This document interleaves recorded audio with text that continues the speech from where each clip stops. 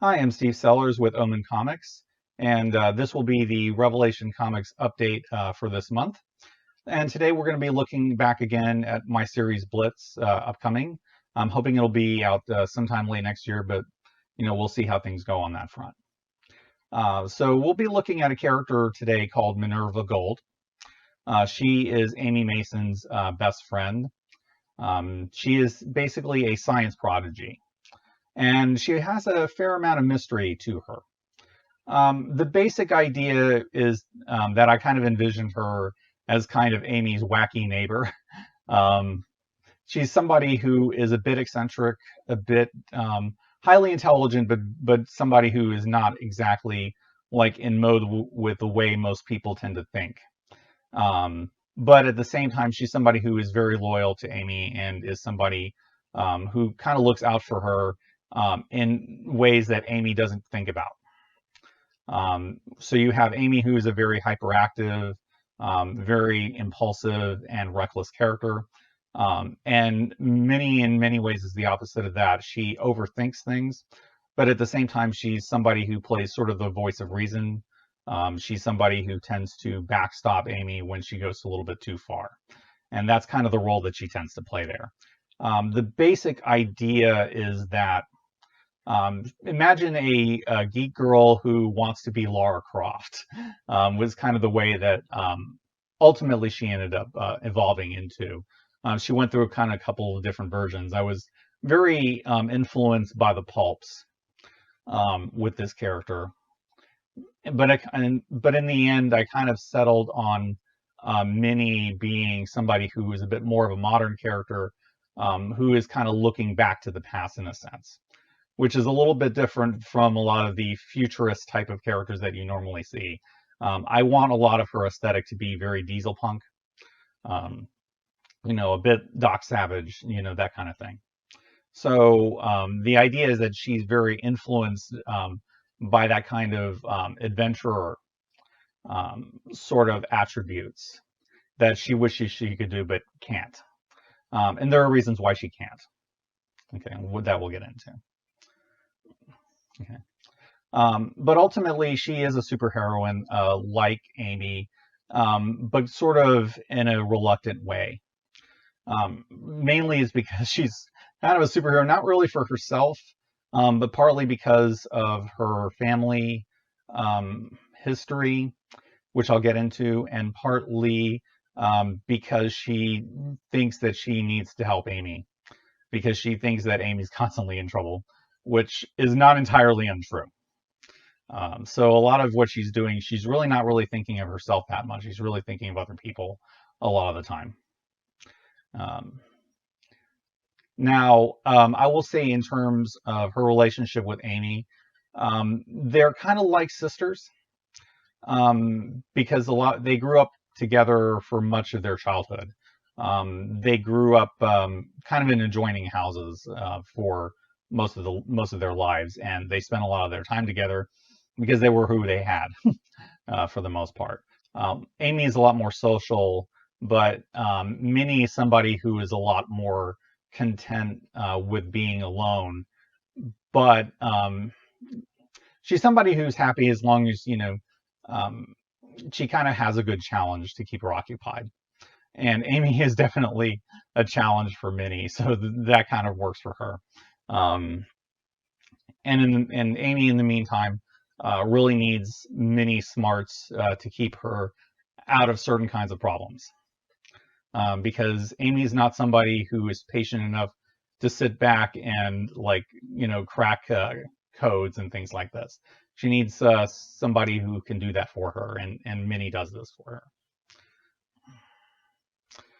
But in the end, Minnie is somebody who really is kind of looking to keep her mind active, because really a lot of the world around her kind of bores her, because she is one of the smartest people that is in this city, in Centennial City.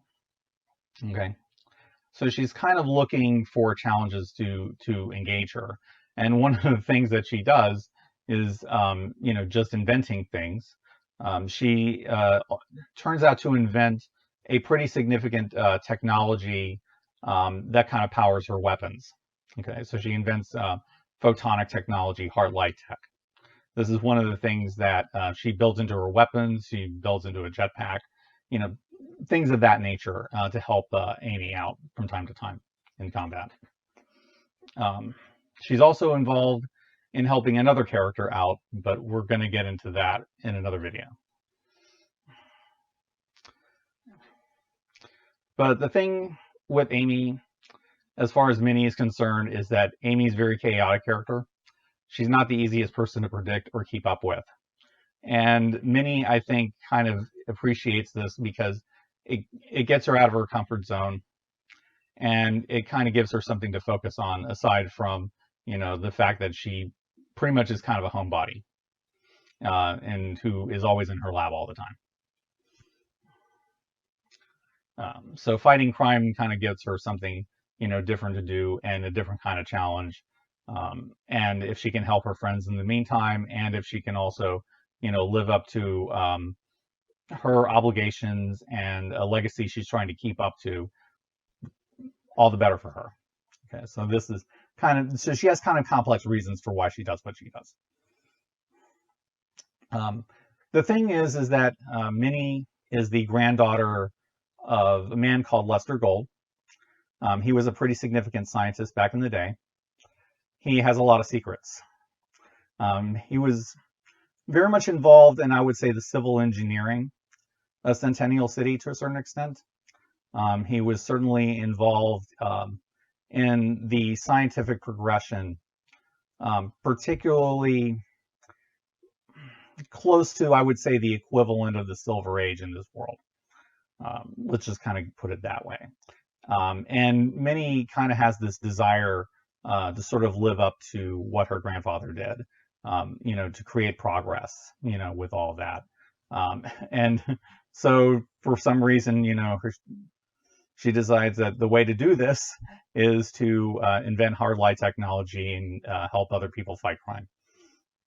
So this is the kind of things that she comes up with.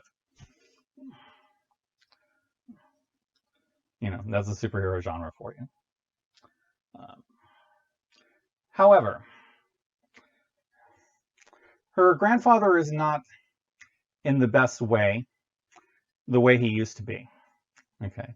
And I kind of want to be a little bit delicate with the subject, because although it's something that I can write to a certain extent from experience, I want to be kind of respectful to the situation that she's in, which is that Lester Gold, Dr. Gold, is somebody who is kind of suffering from early onset dementia, and he is not thinking the way that he used to. And so Minnie kind of has to pick up a lot of the slack for him. And because of that, like, she has to take care of him to a certain extent. Now he's not that bad for the most part in terms of like living with him. It's just that he tends to forget things, particularly in short-term memory. He can remember, winning the Nobel Prize in like the late 1900s, but he can't really remember like where he put his keys. so little things like that. I mean, it's not like he's not like forgetting necessarily people, but he might forget that Amy stopped by like an hour ago to borrow something. Those kinds of things. Now eventually it will probably deteriorate for him, but there have been efforts, I would say, that he's taken to kind of slow the progression of this. He definitely, I would say, is involved with the history of superheroes in the world, and because of that, there are technologies that he has access to, and certain things that he knows that other people don't, because he, is a scientist and he has helped superheroes in the past. And now Minnie, who has basically worshipped this guy her whole life, is kind of in the position of, okay, I have to not only be the person that he was, or try to do better, I have to help him, just with basic things. Okay, so I think that kind of element kind of grounds Minnie a little bit. Like she's somebody who, if she really wanted, if she really could, she would probably go on to, craziest safaris into like the Bermuda Triangle and things like that. Those kinds of crazy kinds of adventures. But she can't, because her grandfather kind of needs her to be around, and that's something that um, I kind of wanted to take that sort of element that is believable and realistic and kind of apply it to the superhero landscape. And that's really kind of where Minnie is. So Minnie, in a sense, is somebody who is this very kind of warm and maternal character under this cool scientific demeanor. It's just you're not always going to see that side of her. But when it comes to people that she really cares about, she'll go to the wall for them. She's very loyal. She's very caring. But she has that very cool scientific exterior. And not many people kind of see the depth to her.